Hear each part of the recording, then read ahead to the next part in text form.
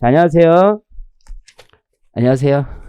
자, 우리 세법 이제 비기닝 요 책으로 시작합니다. 세법 비기닝으로 시작하고 이제 온라인 들으면 무슨 책으로 하냐 이렇게 질문이 많아서 다시 한번 세법 비기닝으로 하고 자, 세법 입문서 여기고 자, 차례 한번 봅니다. 차례를 보면 원래 세법이라는 게 세금을 다루는 법이에요. 법. 세금을 내는 뭐 법인세 낸다, 소득세 낸다, 부가가치세 낸다 이런 걸 우리가 세목이라고 해요. 세목. 근데 이제 세목의 과세 근거를 다루는 게 법이에요. 법. 그래서 세법이라는 게 있어요. 네이버 치고 세법 이러면 특정 법이 하나만 있는 게 아니에요.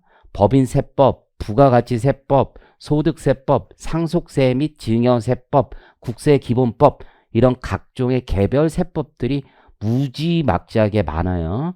3, 40개 된다라고 보시면 돼요. 그 중에서 우리는 지금 입문에서 국세 중에서 주요 3대 세법을 배울 거예요. 그래서 국세라는 건 국가가 삥 뜯어가는 거예요. 국가가 지방자치단체가 있어요. 지자체 이렇게 불러요.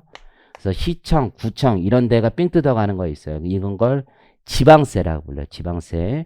그래서 국세 있고 지방세 있는데 국세 중에 가장 큰 세원, 그러니까 세금 뜯어내는 가장 큰 세원이 3개가 있어요.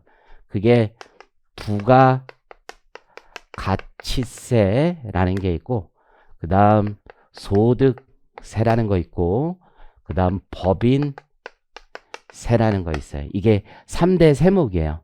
여러분들 세무사 시험과 회계사 시험을 대부분 공부하기 때문에 이게 메인 스트림이에요. 요게. 그래서 시험을 보게 되면 이게 세법이라는 과목이 회계사 세무사라고 치면 1차 시험하고 2차 시험에 나와요.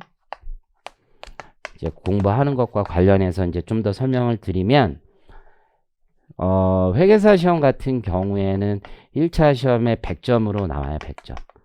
근데 그 100점에 뭐가 나오냐면 국기법이라는 게 국세기본법 그리고 법인세, 소득세, 부가세, 상증세, 지방세 이렇게 나오거든요.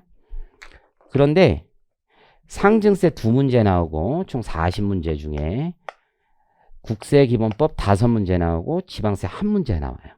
지방세는 그냥 포기하는 거예요. 왜냐하면 양이 무지하게 많은데 어디서 나오지 보니까 아무도 공부 안 해요. 상증세 2문제 나와요. 상속세, 증여세 합쳐서 나머지가 여기서 나오는 거예요. 나머지가. 그래서 특히 법인세가 조금 많이 나오는데 15문제 정도 나오는데 여기에 대부분 나온다고 보시면 돼요. 그러니까 이게 메인스트림이에요. 국가가 재정으로 삼는 게 저게 3개고 국가가 돈 우리한테 삥 뜯을 거 아니에요. 그렇죠? 그때 저 세금이 대부분이에요. 대부분. 그래서 이게 중요한 세금이다라고 보시면 돼요. 2차 시험에 여기 이제 1차에 있고 회계사 2차 시험에는 5과목 본단 말이에요. 그 중에서 세무, 회계라는 거 봐요. 그 세무회계가 또 100점이에요. 그래서 60점 넘으면 부분 합격으로 합격하는 건데 법인세 나오고 소득세 나오고 부가세 나오고 상증세 나와요. 계산하는 것만 나와요. 근데 여러분이 내년까지 이제 시험 볼 때는 계산하는 것만 나오고 내후년쯤에 혹시라도 안 돼서 시험 보신다면 약술이라는 거 나올 수 있어요. 시험 제도가 개편이 되면 그럼 한 20점 정도 국세기본법이나 상증세 쪽에서 조금 더 나올 수 있어요. 어쨌든 현행 제도하에서는 상증세 10점 정도 나오고 법인세 40점 정도 나와요. 그러면 50점 나오고 여기서 30점, 여기서 20점 이렇게 나오는 거예요. 그러니까 여기도 메인스트림은 다 여기에 있는 거예요. 90점이 여기. 그러니까 1차 공부할 때나 2차 공부할 때 회계사 시험은 많이 겹쳐요. 그래서 보통 입문 듣고 개론 배울 때도 요 3가지를 위주로 배우고 막판에 요거 공부하는 거예요. 막판에. 상증세 포기하고 지방세 포기하는 친구도 많아요. 사실 그냥 요거 정도 챙겨가는 친구들 많다고 보시면 돼요. 그리고 요거 공부 잘하면 1차 때 공부 잘하면 얘들도 잘해요. 중간에 가교로 객관식해서 요거 공부하는데 객관식 공부할 때 계산 문제 같은 거 있거든요.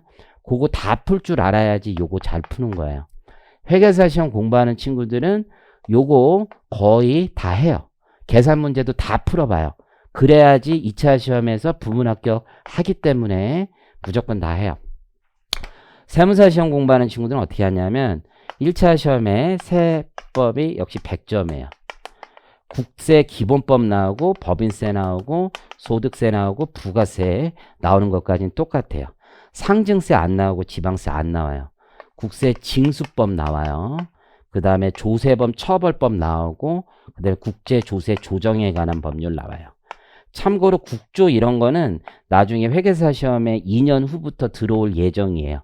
그래서 어쨌든 이렇고 이걸 사람들은 이렇게 기타법이라고 부르기도 해요. 1차 공부하는 친구들은. 여기서 12문제 나오고 여기서 28문제 나와요. 법소부에서 일반적으로. 그래서 여기를 좀 세무사 시험 공부하는 친구들은 많이 맞추는 편이고 요거가 좀 공부를 잘 안 하는 친구들이 많아요. 1차 시험을 볼 때 40점만 넘으면 꽈락을 넘기 때문에 여기서 대충 좀 건지는 거야. 건지고 여기 계산 문제 힘드니까 계산 문제 힘들고 하다 보니까 여기서 말 문제, 야부리 문제 이거 조금 몇 개 건져가지고 40점 간신히 넘어서 합격하는 친구 많아요. 되게 많아요. 그리고 뺑뺑이 도는 거야. 뺑뺑이. 2차 가서 힘들고 엄청 힘든 거야. 진짜로 많거든요. 그래서 이게 고통의 세월이 시작되는 거야. 그래서 1차 때 이걸 아주 고득점 하는 친구들이 2차를 쉽게 붙는 거고 여기서 어떻게 운이 좋아서 간신히 말 문제 맞춰서 붙으면 그 다음부터 더 힘든 과정이 시작돼요. 2차 시험은 총 세무사 시험은 400점이거든요. 총 그중에 세법이 300점이야. 세법이. 그러니까 세법이 대부분이야. 그래서 세무회계 요거 똑같아요. 세무회계가 100점이고 세무회계가 100점이야. 이게 100점이 계산 문제 법소부 이 세 가지만 나와요. 그래서 법인세 50점, 소득세 30점, 부가세 20점에서 이렇게 100점 나오고 세법 학이라는 거 있어. 이게 논술이야, 논술. 그래서 이게 나도 세법 학이라는 게 이게 굉장히 좋은 시험이라고 생각하는 게 회계법에 내가 이제 세무팀에 앉으네 맨 처음에 세무팀에 가니까 이게 세법 학 내용을 되게 많이 일을 하는 거야. 일할 때 이게 돈 되는 건 다 세법은 여기 있어. 실제로 계산하는 거 이런 거 돈 되는 거 아니야. 이거 애들 하는 거야. 세법에 돈 되는 건 다 여기 있어. 진짜 돈 되는 건 다 여기 있다고 보시면 돼. 어쨌든 뭐 1부가 있고 2부가 있어. 그래서 1부에서는 국세 기본법 배우고 법인세 역시 소득세 상증세 이렇게 보는 거고 여기 부가세 그러니까 법소부는 계속 나오는 거야. 법소부는 그 다음에 개별 소비세라는 거 해요. 그 다음에 지방세 있고 조세특례 제한법이 있어. 사실 조세특례 제한법은 법소부 상 이런 데에 걸쳐 있는 법이라고 생각하시면 돼요. 세금을 깎아주거나 제한하는 법률이라고 생각하시면 돼요. 공통적인 세금 이런 것들을 배우는 게 이제 우리가 세법이에요. 그 중에서도 가장 메인스트림이 되는 이 세 가지 세법이 뭔지에 대해서 우리가 공통적으로 배우는 거예요. 요 입문과정에는 이 개념 정도를 배우는 거라고 생각을 하시면 되고 국세 기본법에 있는데 그 내용도 살짝 얹어서 섞어서 배운다라고 생각을 하시면 돼요. 내가 이제 세금이라는 게 자꾸 삥이라고 하는데 삥. 그죠? 세금이라는 건 진짜 별거 아니야. 진짜 세금은 왜 걷느냐 막 이런 생각부터 있을 거 아니야. 세금은. 국가 재정에서 돈이 필요하니까 걷는 거지. 그렇지 않겠어요? 국가라는 게 필요하니까 세금이 있는 거지. 뭐 국가. 그렇죠? 국가. 옛날에도 세금은 걷었지 뭐. 왕이 있을 때도 걷었던 거고. 근데 옛날에는 왕 마음대로 걷었죠. 왕이 야 돈 내놔 그러면 걷는 거야. 근데 이제 중세를 넘어서 시민사회가 되면서 왕이 그냥 막 걷을 수는 없었죠. 마그나 카르타가 되면서 그렇게 못 걷는 거야. 우리끼리 합의한 거지. 시민들이 법으로 합의한 거야. 법으로. 그게 조세 법률주의라고 하는 거죠. 야, 법으로 우리 걷자. 법으로. 그러니까 마음대로 걷지 말고 법이 있어야 걷는다.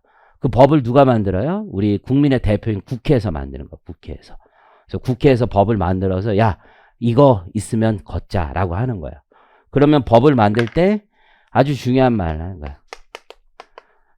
야 이 담세력이 있으면 세금 걷자라고 하는 거야. 담세력이 있으면 세금을 걷자. 삥 뜻자 얘가 삥.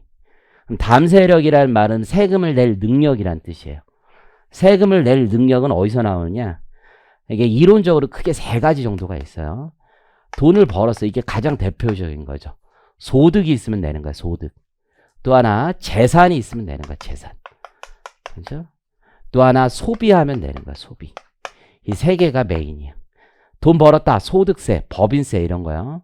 이게 소득세라는 게 인컴 텍스예요, 인컴. 영어로 하면 인컴 텍스인데 그 중에 개인, individual income tax가 있고 corporate income tax가 있어요. 법인이 버는 경우에 내는 거.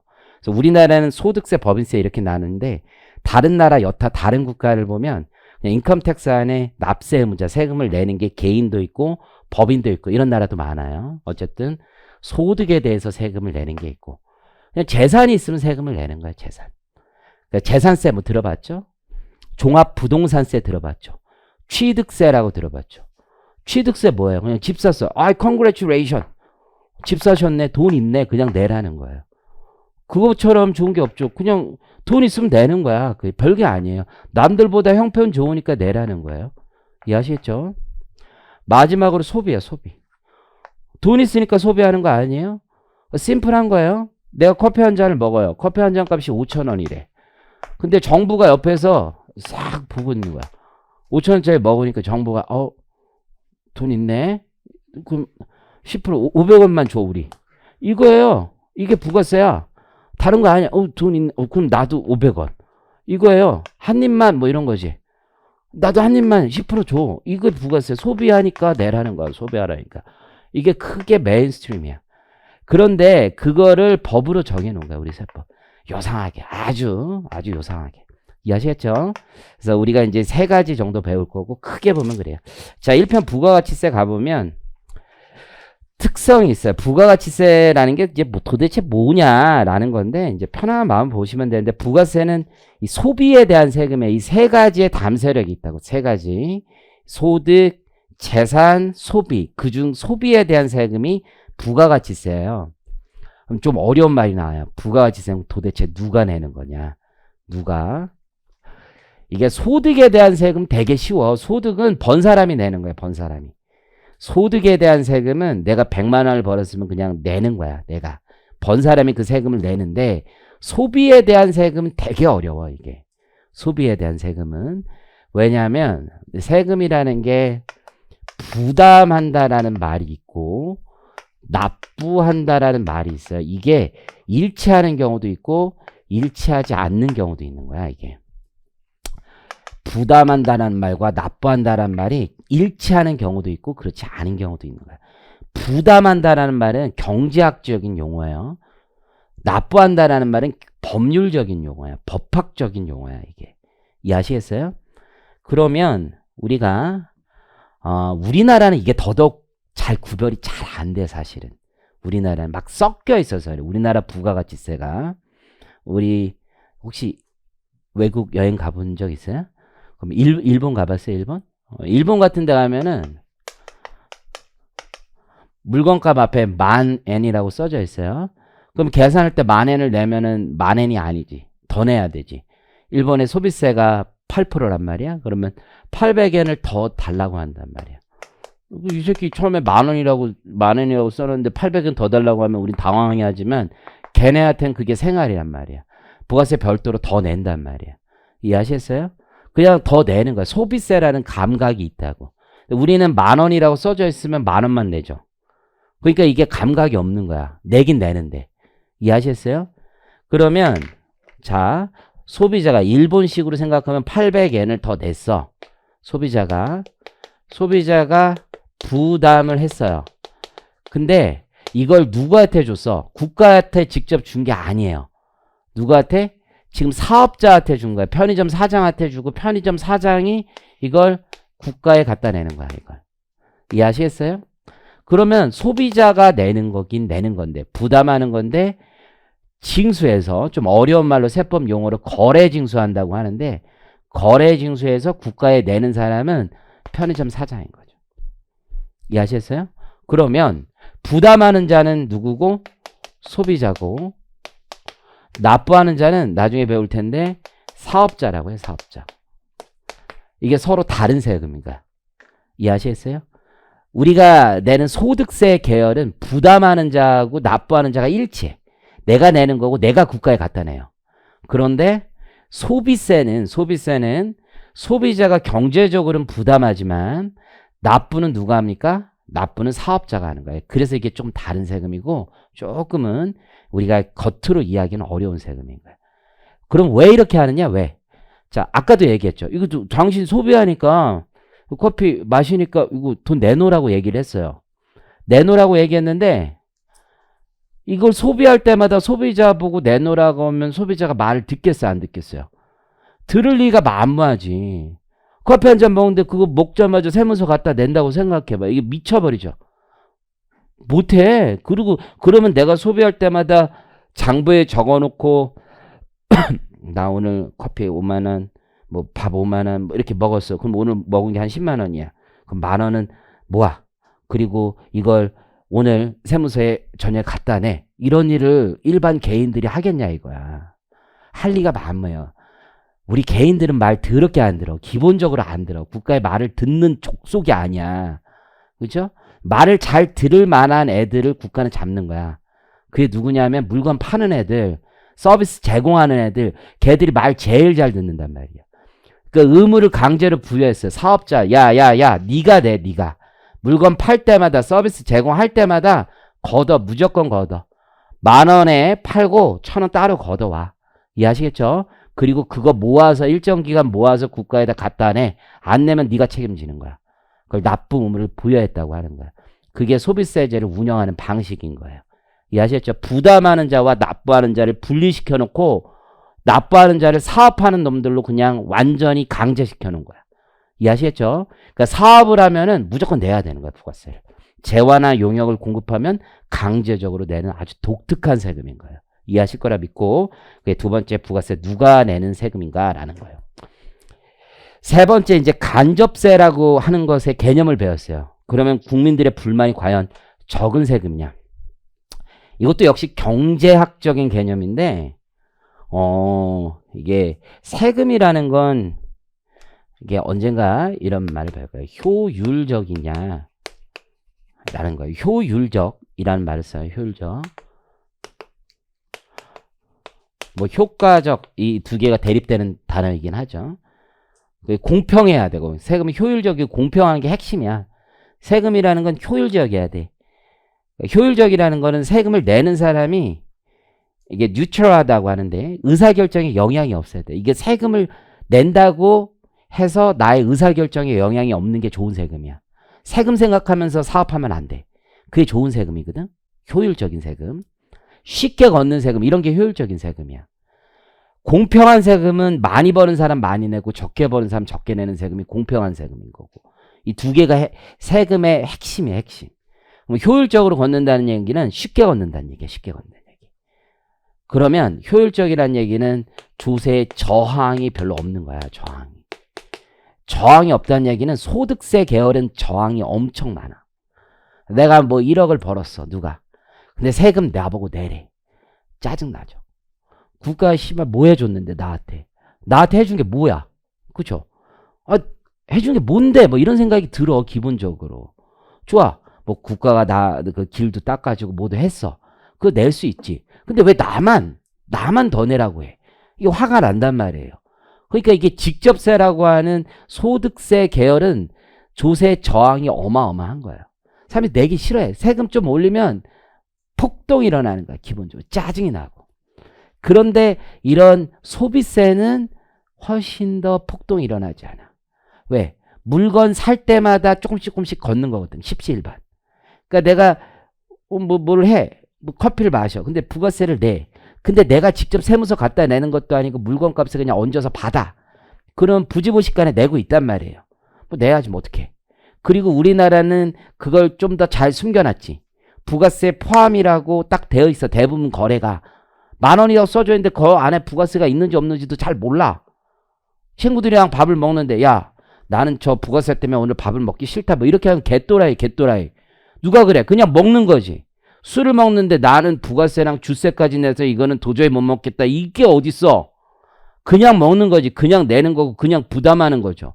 그러니까 조세 저항이 거의 없어요. 이게 굉장히 손쉬운 세금인 거지. 효율적인 세금이에요. 저항이 별로 없어요. 이해하시겠죠? 그런데 문제가 하나 있는 거야. 문제가. 우리 친구가 이제 커피를 마시는데 커피값이 예를 들어 2,200원이라고 해보면 통상은 2,200원이면 이 안에 부가세가 200원이 있는 거야. 그럼 이 친구의 소득이 예를 들어서 한 달에 한 200만 원이다. 라고 하면 200만 원 버는 사람이 200원을 낸 거야. 근데 어떤 사람은 한 달 소득이 2천만 원일 수 있지. 그렇죠? 근데 똑같은 저 커피를 먹는데 부가세 200원을 내. 그러면 많이 버는 사람은 많이 내야 된다는 세법의 공평의 원칙에 어긋나는 거죠. 그렇잖아.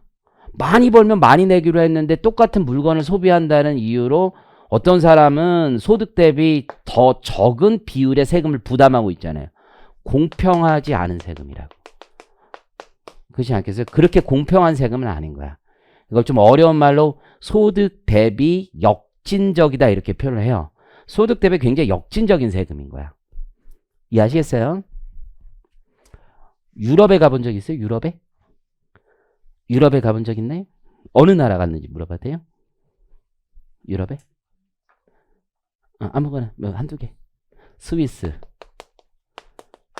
좋죠. 융프라우. 또 독일, 또 스페인. 부가세가 아주 높은 나라들은 아니네. 북유럽 가본 적 있어요? 북유럽 가보신 분? 네덜란드, 핀란드 어디 가봤어요? 어디? 네덜란드, 더치. 네덜란드가 부가세율이 20%가 넘어요. 혹시 봤는지 모르는데 영수증을 보면 부가세율이 20%가 넘어. 핀란드 25% 막 이래. 북유럽 국가들. 소위 말하는 여기 독일도 15%인가 그렇고 스위스, 유럽 국가가 대부분 부가세율이 높아. 일반적으로. 북유럽 국가, 복지국가하고 굉장히 세금이 페어한 국가라고 우리가 알고 있잖아. 페어한 국가. 그렇지 않아요? 우리가 아는 상식으로는 굉장히 페어한 국가하고 좋은 나라, 굉장히 복지도 잘 돼 있고 서민들을 위한 나라고 이렇게 알고 있는데 부가가치세 되게 역진적이고 공평하지 않은 세금이라면서. 그런데 부가가치세가 되게 높아. 물건 살 때 20%씩 내면서 부가가치세를 내면서 사야 된다고. 제가 핀란드 여행을 코로나 직전에 마지막으로 가본 데가 핀란드하고 러시아를 갔다 왔었는데 그때 이제 보니까 그릇 같은 거 와이프가 또 그릇 사겠다는 거. 이거 거기까지 가서 씨발 그릇을 왜 사야 돼? 어쨌든. 근데 부가세 리펀드를 해준다는 거야. 25% 리펀드 하니까 이게 금액이 훅 떨어지는 거야. 거기에 있는 것보다. 그렇잖아요? 그러니까 어마어마한 리펀드를 받는다고. 왜 이렇게 얘네들은 부가가치세율이 높으냐? 효율적이기 때문에요. 효율적. 공평을 별로 안 따져도 돼. 왜 그러냐면 빈부격차 자체가 높지 않으면 효율적인 게 훨씬 더 나은 거죠.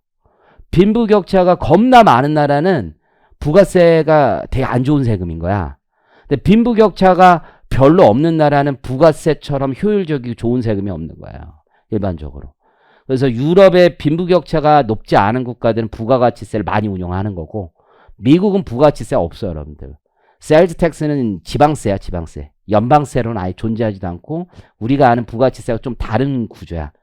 일본 8% 정도 되고 다른 나라 여타 국가도 부가세가 아예 없는 나라가 대단히 많아요. 후진국 쪽으로 갈수록 부가세가 대부분 없어. 근래 조금씩 도입하고 있어. 후진국은 대부분 뭐가 크기 때문에 빈부격차가 크기 때문에 부가가치세 자체가 없습니다. 기본적으로. 선진국으로 가고 빈부격차가 거의 없을 때 부가가치세가 많이 응용되거든. 대한민국이 어떤지는 잘 모르겠어. 어쨌든 간에 기본적으로는 그래요. 어쨌든 그게 역진성에 대한 문제고 그러면 소비세 중에서도 역진적인 문제가 있으니까 완화하는 방법들이 있을 텐데 두 가지 정도가 있어요. 부자들이 쓸만한 물건에는 소비세를 더 붙이면 되겠지. 그래서 개별 소비세라는 게 있어요. 옛날 특별 소비세라고 하는데 그래서 그런 부자들이 쓸만한 거. 우리 그게 부자들이 쓸만한 건지는 잘 모르겠는데요. 대표적인 게 가방 있죠. 가방.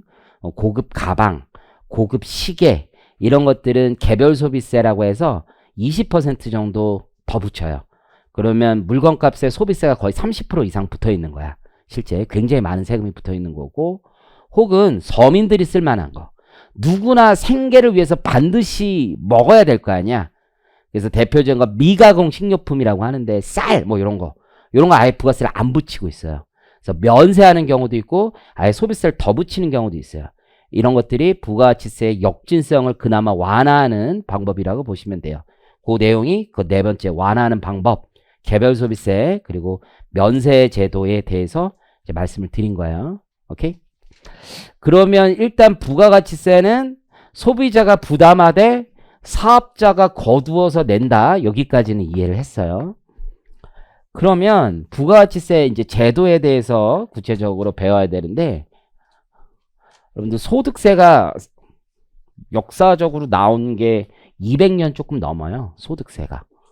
소득세라는 세제가 나온 게 한 250년 됐어. 항구적으로. 그러니까 그렇게 오래되지 않았어. 세금이라는 게 되게 웃겨. 옛날에 세금은 대부분 관세밖에 없었어요. 물건을 수입할 때 내는 세금 그거밖에 없었고, 소득세는 전시에만 있었어. 전시에만. 전시에만 있다가 나폴레옹이 이기고 나서, 그리고 나서 또 전시를 계속 했었지. 그러면서 소득세라는 게 항구적으로 된 거야.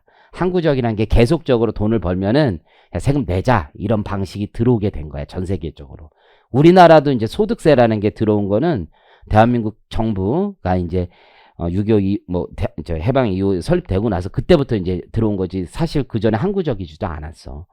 옛날에는 돈 있는 사람 구별하는 방식이 되게 다양했단 말이야. 그래서 유럽에 창문세 뭐 이런 게 있었어. 유럽에는 창문이 있으면 난방을 잘한다는 얘기잖아. 돈이 있다는 얘기잖아. 창문 개수대로 세금을 내던 시절도 있었어. 그래서 유럽에는 창문이 되게 길고 크단 말이야. 그래서 언제 사람을 계속 창문 개수로 세금을 내니까 창문이 없어졌어. 나중에는 세금 내기 싫어하는 건 어느 사회나 똑같으니까. 어쨌든 간에 그렇게 해서 나온 지가 얼마 안 된 거야.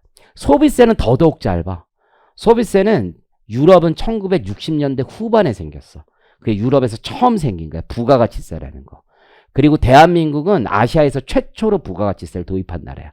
1977년에. 그래서 얼마 안 된 세금이야 이게. 그러면 50년도 안 된 세금이야. 근데 처음부터 어디서 만든 거냐면 머릿속에서 만든 세금이야. 사람들이 이렇게 하면 어떻게 부가가치세라는 걸 효율적으로 거둘까, 이걸 짱구로 굴려서 만든 세금이야. 그래서 우리나라는 77년에 도입할 때 월드뱅크라고 세계은행이라고 있어. 거기서 가이드라인을 줬어. 가이드라인. 그래서 이렇게 만들어봐라 라고 줬고, 지금도 여러분들이 구글로 OECD VAT라고 쓰잖아요. 구글에서 OECD 있잖아. OECD 알잖아. OECD VAT라고 쓰면은 영어로 VAT 어떻게 구조를 짜는지에 대해서 다 나와 있어. 얼마나 쉽게 파일을 구할 수 있어요. 그럼 어쨌든 간에 지금 유럽에서 만든 제도를 우리도 가져온 거고, 머릿속에서, 인간의 머릿속에서 만든 세금이야 이게. 이해하시겠죠? 소비세 되게 단순한 것 같은데 아주 과학적으로 짜여진 세금이야. 이해하시겠죠? 여기서 용어 하나만 배울 텐데 그냥 편하게 들으면 돼. 일본은 소비세라고 불러. 일본은.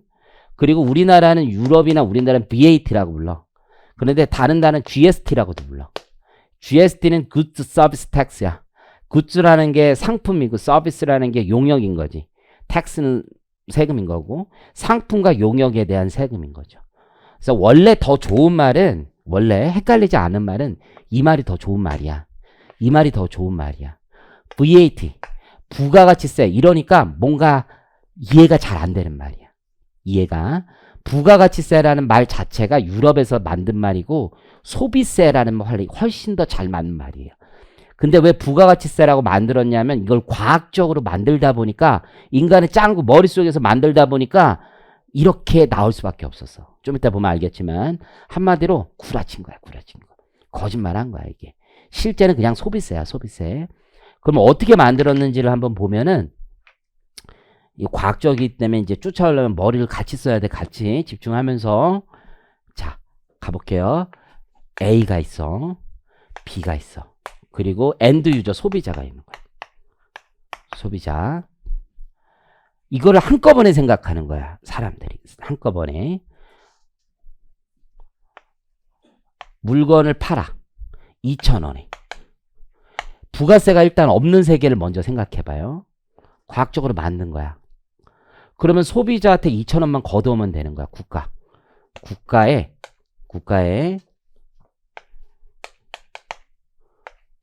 2,000원에 10%인 우리나라 부가세율이 10%니까 200원만 들어오면 되는 거야. 처음에 이렇게 생각을 했지. 200원만 걷자. B한테 걷으면 되잖아. B 보고 가져오라 하면 되잖아.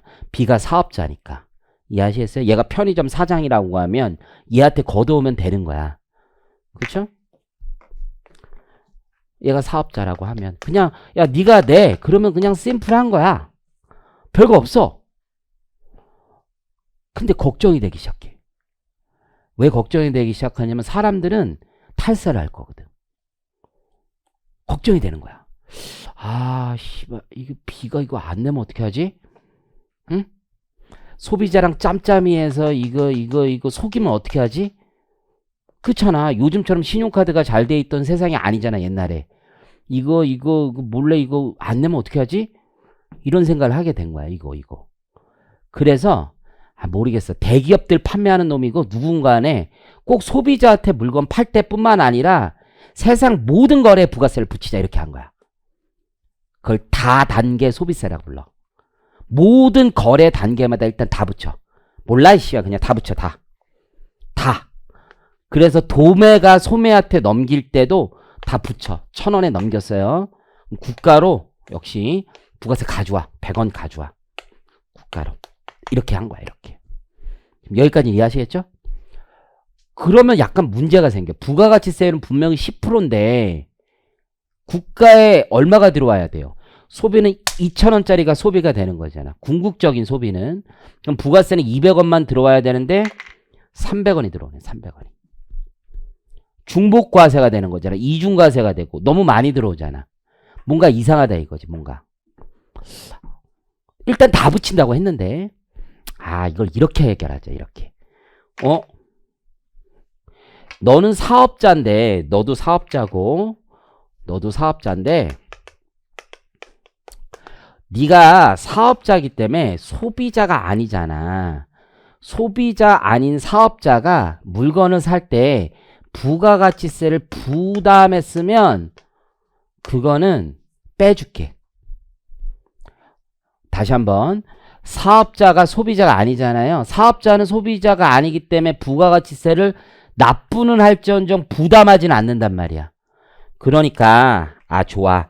너는 200원을 내야 돼. 근데 네가 부담한 이 부가가치세 100원 있지 100원.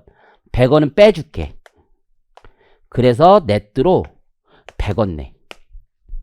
이렇게 된 거야. 그럼 국가에 이제 얼마 들어와? 200원 들어오죠. 최종 엔드 유저가 쓰는 2,000원의 10%인 200원이 딱 맞게 들어오는 거야. 얘가 100원 내고 얘가 100원 내는 식으로. 이해하시겠어요? 이걸 뭐라고 하냐면 얘를 매출세액이라고 불러요. 얘를 매입세액이라고 불러. 그래서 사업자는 소비자를 대신하여 부담한 매입세액은 공제해 주는 거야. 그래서 매출세액에서 매입세액을 빼서 납부세액을 계산하는 거고 그 납부세액은 매입세액이 차감된 세액이에요. 그래서 궁극적으로 100원만 내는 거야. 100원만. 이해하셨죠? 이걸 이름을 붙였어. 이 매입세액을 이 사업자가 전 단계에서 부담한 세금이잖아. 전 단계, 앞전자를 써서. 그래서 이런 방식을 전 단계에서 부담한 세액을 공제하는 방식이다 라고 불러요. 전 단계 세액 공제 방식이다 이렇게 부르는 거야. 그래서 우리 부가가치세법은 전 단계 세액 공제 방식인 거야. 여기까지 이해하시겠죠? 자, 이 또 교수님들, 학자들은 이걸 또 과학적으로 또 다시 증명하고 싶은 거야. 그러면 전단계 세액공제법을 보면 매출액 곱하기 10% 마이너스 매입액 곱하기 10% 이게 납부세액인 거잖아요. 오케이? 여기까지 이해하시겠죠? 그리고 매입액 곱하기 10%가 결국은 매입세액인 거야. 전 단계에서 부담한 세액인 거고. 자, 이거를 이렇게 다시 표현할 수도 있겠지. 놀란가요? 약분 뭐 이런 거 있어. 최소 공배수 뭐 이런 거 있잖아. 요렇게 된 거야, 요렇게. 이해하시겠죠? 그러면 매출에서 매입 뺀 거 있잖아. 이게 부가가치야, 부가가치. 매출에서 매입을 뺀 게 내가 창출한 부가가치야. 부가가치라는 게 별게 아니라 우리가 번 돈 있지. 이거를 우리 경제 주체들이 나눠 갖는 거야. 회사에서 물건 사서 남한테 물건 사서 팔아. 남는 돈을 노동자도 가져가고 여기에 지대로 가져가기도 하고 이윤이 남기도 하잖아. 그게 결국 매출에서 매입 뺀 게 그 단계에서 창출한 부가가치란 말이에요. 이해하시겠어요? 이게 부가가치 아니냐 이거야, 부가가치. 오케이? 사업자는 자기 단계에서 창출한 부가가치에 대해서만 부가세를 낸다 이거야. 이해하시겠어요? 이름을 부가가치세라고 붙여놓은 건 사업자는 자기 단계에서 창출한 부가가치에 대해서만 부가가치세를 낸다고 얘기를 하고 있는 거야. 이해하시겠죠? 하지만 더 중요한 건 이 개념이지, 이 개념. 우리 이렇게 부가세를 내고 있는 거야. 전 단계 세액공제법으로. 그래서 자기가 공급한 2,000원에 부가세율을 곱한 것만큼 상대방으로부터 거래 징수하고 내가 부담한 거 있죠? 사업하는 과정에서 부담한 매입세액, 전 단계에 부담한 그 매입세액은 공제하여 부가가치세 납부세액을 내는 거야. 이해하시겠죠? 그러면 이제 어마어마한 장점이 생겼어. 매입세액을 공제받기 위해서는 정부는 그냥 공제해 주는 게 아니야. 어떻게? 너 이거 공제받고 싶으면 증거 가져와. 영수증 가져와. 이 얘기를 해요. 그 영수증이 세금 계산서라는 거야. 그 세금 계산서를 가져오래. 이걸 반드시 정부에 제출해야 되고 이 세금 계산서를 가져오니까 얘도 세금 계산서를 발급하게 되는 거예요. 그러면 매출이 드러나게 되겠지. 얘는 매입을 공제받기 위해서 매출을 드러낼 수밖에 없어. 그럼 얘가 매출이 드러나고 자기가 매입이 잡히면 얘는 매입이 있는데 매출이 없을 수가 없어요. 일반적으로. 그래서 얘 매출도 간접적으로 다 드러나게 돼 있어요. 결과적으로는. 이러한 전체적인 과정을 상호 감시 기능 이렇게 불러. 그래서 부가가치세는 다단계 소비세로 운용되고 전단계 세액공제법을 통해서 전 단계에서 부담한 매입세액을 공제하는 방식으로 상호 감시 기능을 유지하고 있는 거예요. 지금 이게 우리나라 소비세제의 전체적인 구조고 틀이라고 보시면 돼. 그래서 핵심은 매입세액 공제야, 우리. 핵심은 부가세의 가장 중요한 핵심 특징은 매입세액 공제야. 이해하실 거라 믿고 거기 제목을 한번 볼게. 그래서 전단계 세액공제법 거래 단계마다 걷는다. 이런 걸 좀 어려운 말로 다단계 소비세라고 부르는 거야. 다단계 소비세. 매 단계마다 다 걷게 만든 구조예요. 그래서 두 가지 방식이 있을 수 있어. 마지막 단계에서만 소비세를 거둘 수 있고 각 단계별로 거둘 수 있는데 마지막 단계에서만 거두면 탈세 위험이 있으니까 각 단계별로 걷고 각 단계별로 걷다 보면 중복과세 문제가 있으니까 전 단계의 매입세액을 공제해 준다는 거야. 그게 전 단계 세액 공제법을 말하는 거고 파란색 보시면 전 단계 세액 공제법 그 거래 상대방이 소비자인지 또는 사업자인지 불문하고 무조건 일단 부가세 다 징수해 놓고 사업자면 공제해 주는 거예요.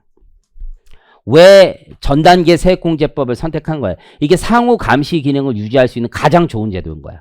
이렇게 되면 소득세, 법인세도 다 드러나게 되는 거야. 소비세가 아주 중요한 역할을 하는 천병이 되는 거예요.